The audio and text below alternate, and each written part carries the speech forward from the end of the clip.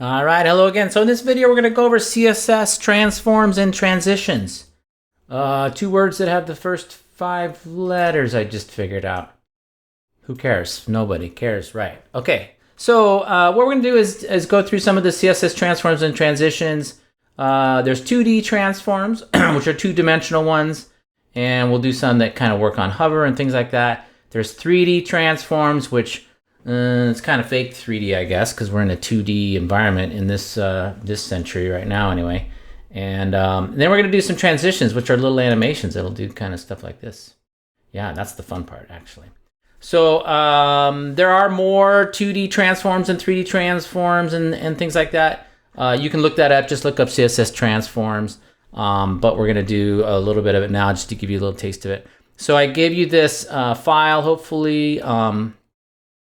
It just has some formatting CSS in it, and then there's a lot of empty CSS rules. And then if you look down in the page, all it is basically is a lot of divs with different IDs on them, like div 1, div 2, div 3, div 4. You've kind of seen that pattern before from me. It's kind of redundant at this point. Okay, so let's go down to where it says start adding code here, which makes sense, right? And then we're going to start with CSS 2D transforms.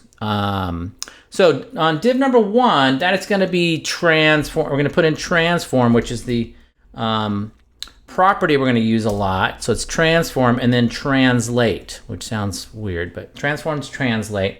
And then we're going to put 40px and then a comma and then 60px. Px is pixels, right?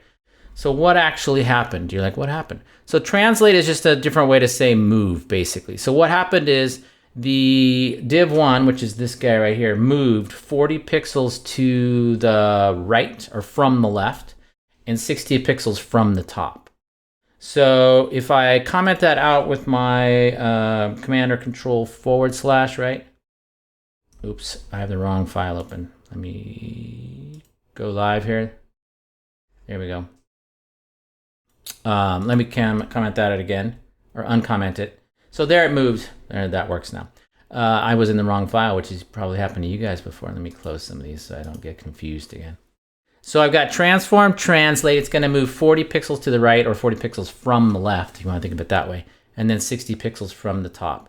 If I comment it out with the /, you'll see it's moving, right? You can even do negative numbers if you want. So if I put negative here, it's going to be 40 pixel. Let's do negative 80 just to show you what it does. We can actually make it go off screen. So I'm going to put it back to 40. So it's got 40 and 60. So this is the X movement, or the movement along the X-axis. If you don't know this already, the X-axis is horizontal, the Y-axis is vertical, and the Z-axis is, I can't do it with it in a 2-dimensional state. I have to go in the holodeck on Star Trek or something. But that's through the screen, basically, right? So X is this way, Y is this way, and Z is through the screen. So I can use positive or negative numbers. Positive numbers go to the right or down. Negative numbers go to the left or up. Yeah, I think that's it for translate. So translate is basically move. All right, let's go to the next one. This one is div 2. And you should be able to just put in the CSS properties that I'm giving you guys. Everything else should be done. So I kind of made it too easy, I think. But that's okay. I'm going to say transform, and then I'm going to do rotate. And then in the parentheses, you just put the number of degrees you want to do. So I'm going to say 15 degrees, which is not the temperature. It is the rotation in degrees. You guys all know that 360 degrees is a full circle, right? From like 7th grade, 2nd grade, 3rd grade, I don't know, something like that. But I rotated at 15 degrees. You can see now it's rotated. It's kind of cool. You can even select the text still. So before, back in the day, you would kind of try to do stuff like this in Photoshop and make some image and rotate it and do a bunch of fake stuff. Now you can rotate something easily with 1 line of, well, 3 lines, I guess, of CSS. It does kind of help too to kind of break up the sort of horizontal, vertical, rectangle monotony of websites too. When you rotate things a little, it kind of breaks that up. So yeah, it's pretty easy to do, and yeah, go ahead and rotate things. That sounded weird, but okay. So now we're gonna do transform scale. So I'm gonna say transform again, and I'm gonna do scale. And then in the quotes, in the parentheses, they're not quotes, I'm gonna do 1.5, comma, 2.5. So what does that do? That scales the element from its original size along the horizontal and the vertical. So 1.5 times bigger horizontally, 2.5 times vertically, and you can see that it kind of got bigger. It got so big that it doesn't fit on the screen anymore. If I do this, it does. Yeah. Yeah. So that is scale. You could put one number in there, and I think it'll scale on both the same way, but I did both dimensions, so X and Y again. You can also do the same thing on hover. So this time I will, I'll just copy and paste. There's a risk there involved, right? If you made a mistake, you're gonna make it again, just like I would. And now it says div for :hover. So we're using the pseudo class, or yeah, pseudo class for hover pseudo class, and it's gonna do the same thing, but it's not gonna do it until you hover. So if I roll over that, it gets bigger. You'll see that used a lot, right? Especially with the transition, which we'll do in a few minutes here. So you can do this stuff on hover, almost all this stuff, maybe all of it. Okay, so now we're on div 5. We're gonna do skew this time, which is a weird one. Hasn't really come up too much, I gotta admit. I'm gonna say transform skew, and we're gonna do 30 degrees, DEG again, comma, 20 degrees. All right, so it's behind here. I think you can see that. So it's skewed 30 degrees around the x-axis. Remember, the x-axis is this way, and 20 degrees around the y-axis, which is this way. So it kind of looks like distorted kind of parallelogram thing. Yeah, I think that is a parallelogram, right? Let me see if I can make this bigger. You can see better. Yeah.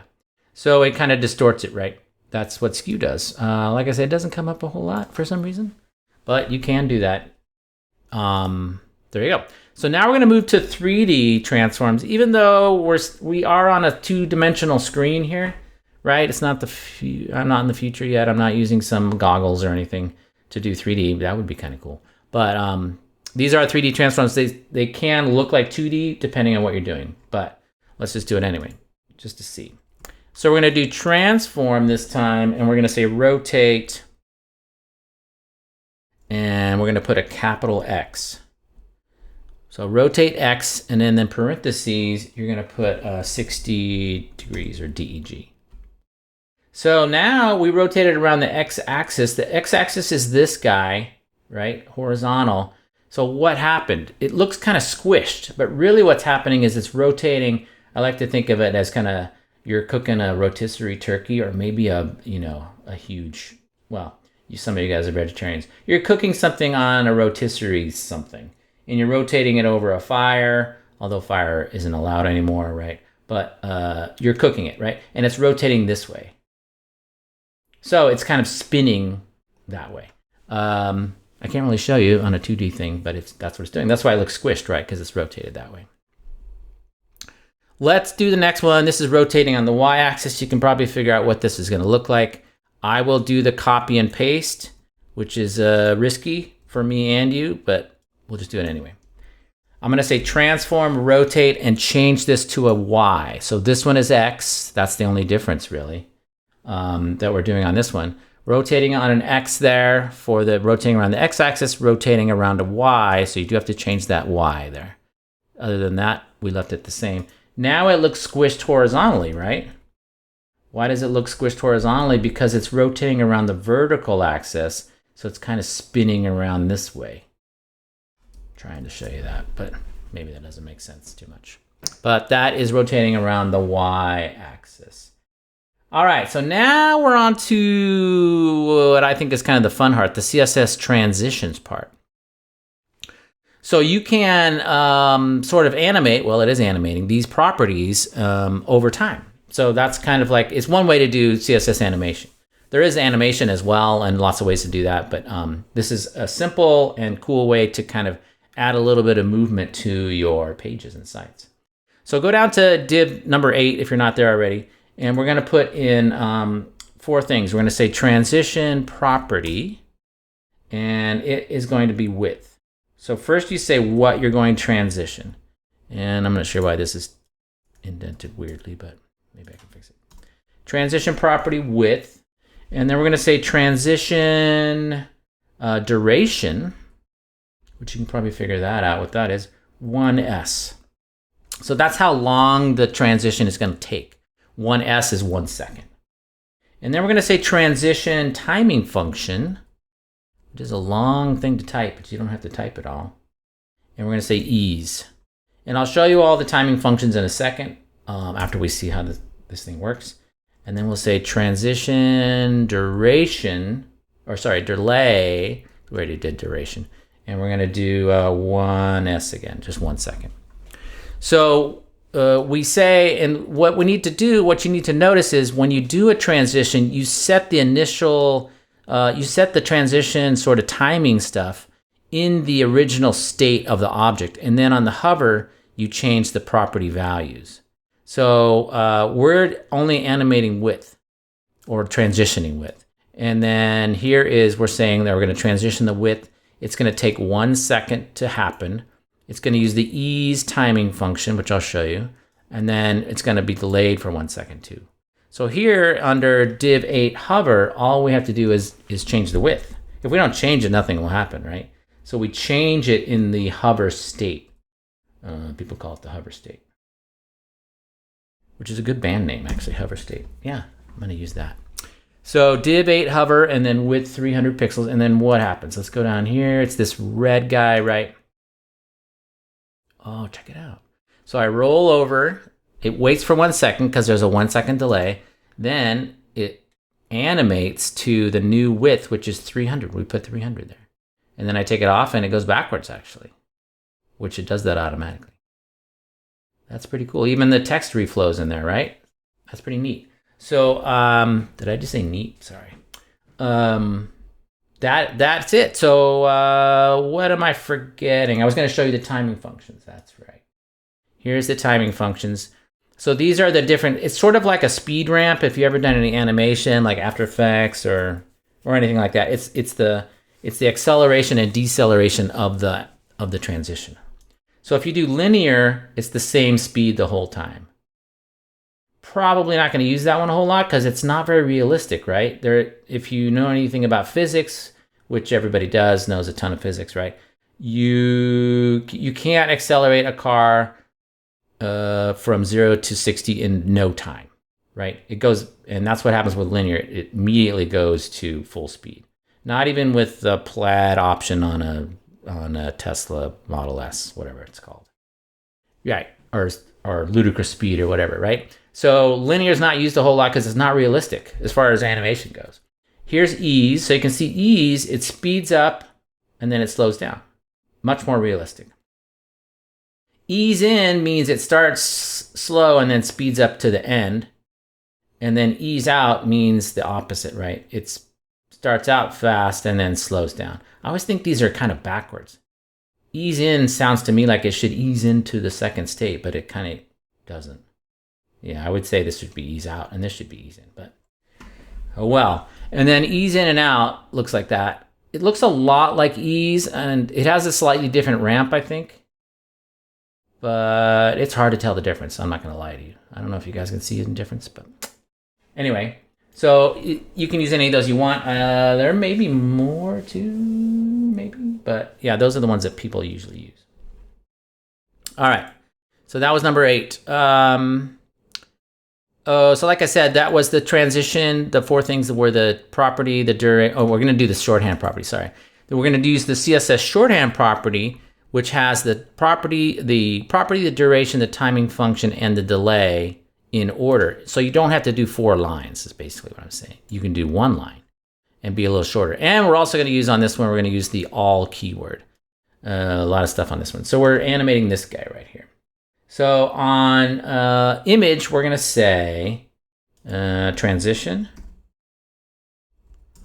And we're going to say all 2s. We'll do ease out this time, sure. Whoops, ease out.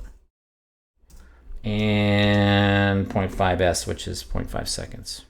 And let me fix this indent. So transition all 2s, ease out, and 0.5 seconds. So the shorthand is, again, property, which is all. So that's the all keyword. That means we're going to animate everything that changes. We don't have to do it all separately.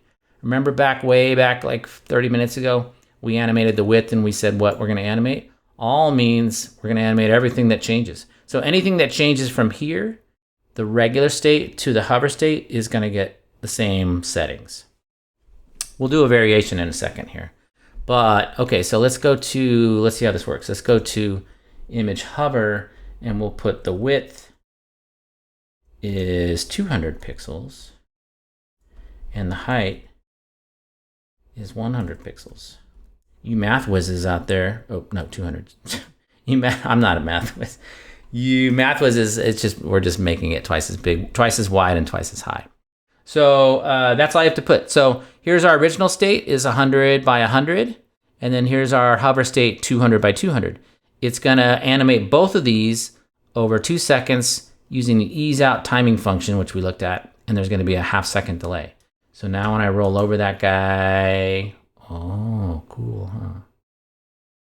Yeah, so we don't have to write all that separate. We don't have to write two separate things. We can write it all as one. Fun, right? Let's take that to the next level.